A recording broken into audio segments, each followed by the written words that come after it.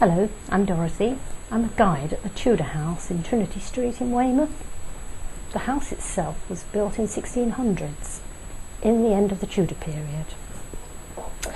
It's really reflected life in Weymouth from when it was a busy commercial port, when we would have been looking out onto hundreds of ships from all over the world, really, the known world at that time, through to when it was a Georgian resort entertaining royalty. People visiting our house get a taste of Tudor life on a day-to-day basis. We show them various artefacts and explain to them how the Tudor people lived and worked on a day-to-day time. Our guides, we're very lucky to say, are very knowledgeable, they're very interested, and they like to react on a one-to-one basis with people, showing them around the house. However, we're always keen to have new guides and new volunteers, so if anybody out there would like to join us, please pop in and see us. The area we're situated in is one of the most interesting in Weymouth, really. It's the old harbour. Apart from our lovely Tudor house, there's a variety of places to visit, including the Brewer's Quay, which is much more modern. There are a number of places to eat. There are some nice galleries, a picture framer and the Weymouth Heritage Centre. But people coming to us will want to come probably and spend a couple of hours here and then maybe go on up to the Nose Fort.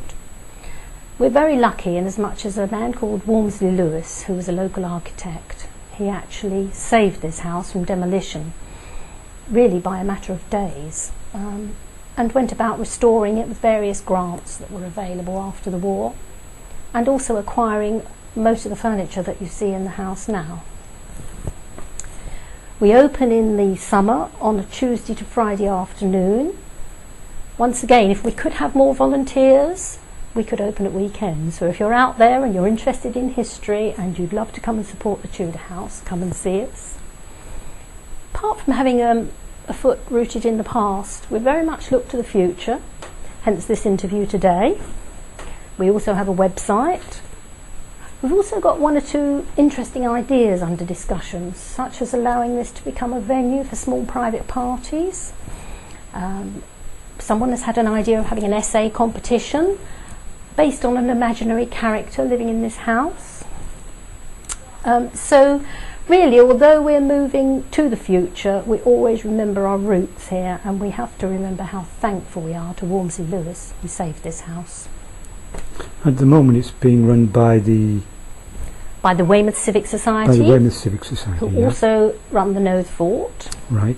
Also was formed by Walmsley Lewis, and he actually left them this house when he died in 1977. Mm-hmm.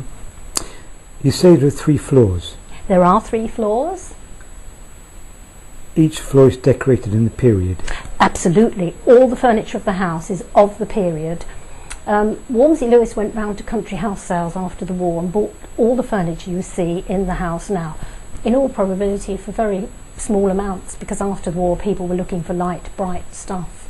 I mean, now some of this stuff would be quite valuable, I presume. I'm sure. But yes, definitely of the period, and everything in the house is authentic furniture. Mostly oak. Right. Because it seems to harden with time, and that's what lasts. Lasts a long time. Yeah. Yeah.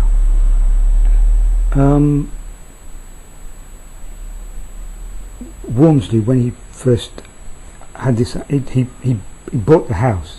He actually bought the house during the period. The demolition order was put on the house in the 1930s because it had really fallen into disrepair in quite a big way.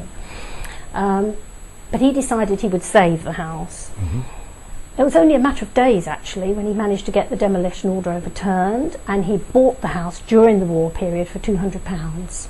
Yeah. Quite a shrewd man. He realised after the war there'd be lots of grants available, and that's what he went for. He did try to save that rather large Tudor house that was where the council office now stand, but when that failed he turned his attention to this, and we're very grateful he did. Right. This was closer to the sea than it was, than it is now, yeah, there was an inlet here, right, known as the Ope, which is a Dorset word for a cove or inlet. So you virtually would have stepped out of the door here into the water, which leads us to believe the fact that this is quite a well-built house for the period, and the fact that it was also on the water in all probability Merchant. belong to a merchant. Yes. And, you know, there is also a thought, which we really quite lately have come to think is probably the case.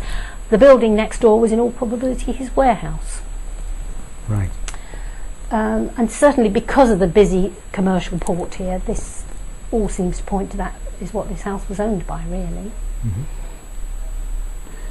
Great. So can you tell the viewers again when you're open and Yes. how much is it to get in? We're open Tuesday afternoons to Friday afternoons, 1 o'clock to 3:45, from May to October. Right. In the winter, we're open the first Sunday in the month, in the afternoons. And we're also available to be booked for school parties or private groups at any time by contacting us here at the Tudor House. Okay. And you say you have a website? We have a website. If you simply put Tudor House Weymouth into Google, Right. you will come up with the website. I believe it's the first one up there. I think it is, yeah. It's very I don't true. think there are many. No. Okay. Well, thank you for the Thank interview, you. and thank you for the first time here in 30 years. Yeah, and I'm glad you come in and saw our lovely house. Yes, I'll have a look around. Thanks very a lot. much.